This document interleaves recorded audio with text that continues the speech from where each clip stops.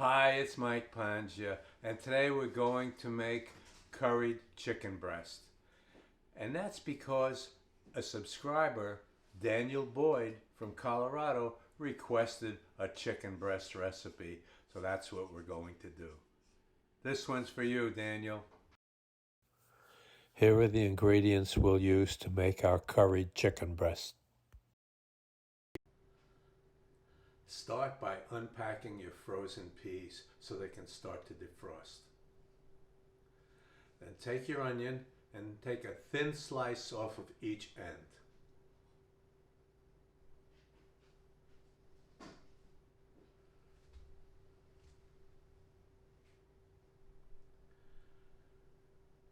Vertically slice wedges from the onion.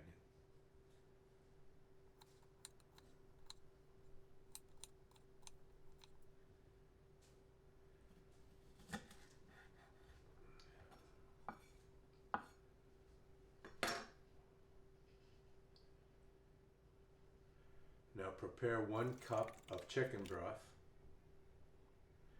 and 2 tablespoons of cornstarch in a half cup of cold water.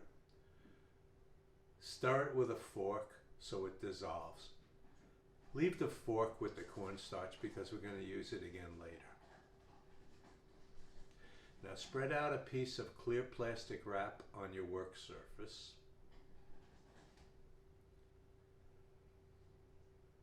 And set one of your chicken breasts down on one end.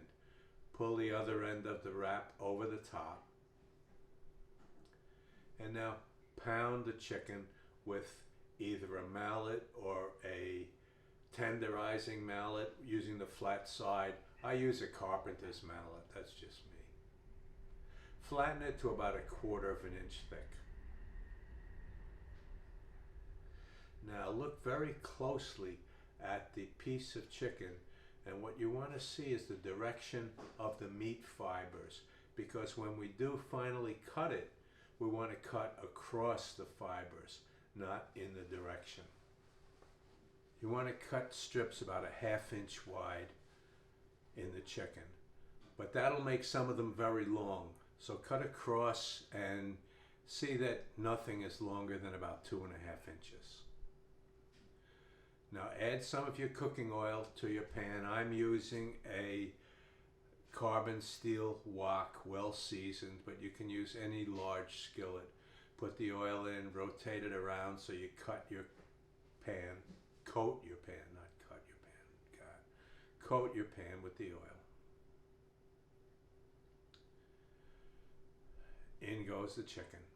Now keep the chicken moving, and what you want to do is see to it that all parts of it, all the pink parts, are cooked through a little bit.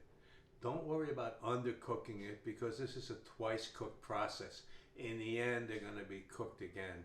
So if anything, fear overcooking the chicken breasts rather than undercooking. Chicken breasts are very easy to overcook and dry out, so we want to avoid that. What you're doing here is looking for any pieces with pink showing and turning them so that the pink is touching the pan, and that will take care of it.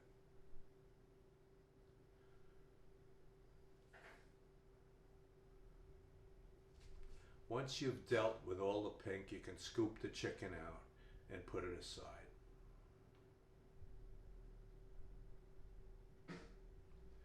You'll note that at the bottom of your pan there's some water. You want to dump that out before you add some fresh oil to cook the onions.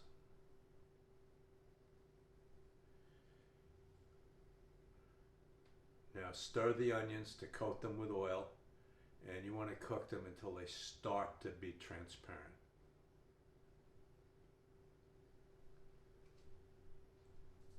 Once you reach that stage, add a little salt. Reason is onions like salt. What can I say? Now I need some courage on your part. I need you to be tough and add a lot of curry. I'm using a handful, a heaping handful, plus another shake, as you can see. you have to use a lot of curry. That's what makes this dish taste so good in the end. Stir it up, get it mixed well, and then add your chicken broth. Now we want to heat it enough to start at least a simmer or even a light boil. Once that happens, take the cornstarch that we prepared with the water and pour it in.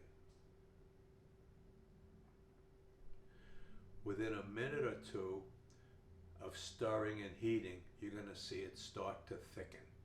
And when it thickens, you're ready to add in the chicken. One more thing, before you add the chicken, go over to your sink and dump out the water from the plate where your chicken has been resting. There's sure to be some water underneath it, and we don't want it in our mix. So get rid of it and then add the chicken to the mix. Stir it all up. We're just warming it up. Once it's warm, dump in the peas that you've now defrosted. Stir it all up, and we're going to be very happy. I hope you've taken my previous advice and have a tasting spoon next to your stove. Taste the sauce. See if you think it needs a little salt. For me, I don't like it too salty, so I'm not going to add any, but you may want to add some. And we're done. It's a beautiful thing.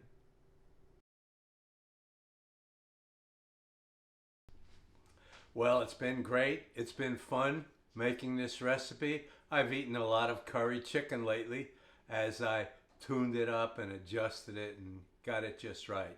Now, a couple of things I want to remind you. If you make this, don't forget to cut your chicken strips across the grain.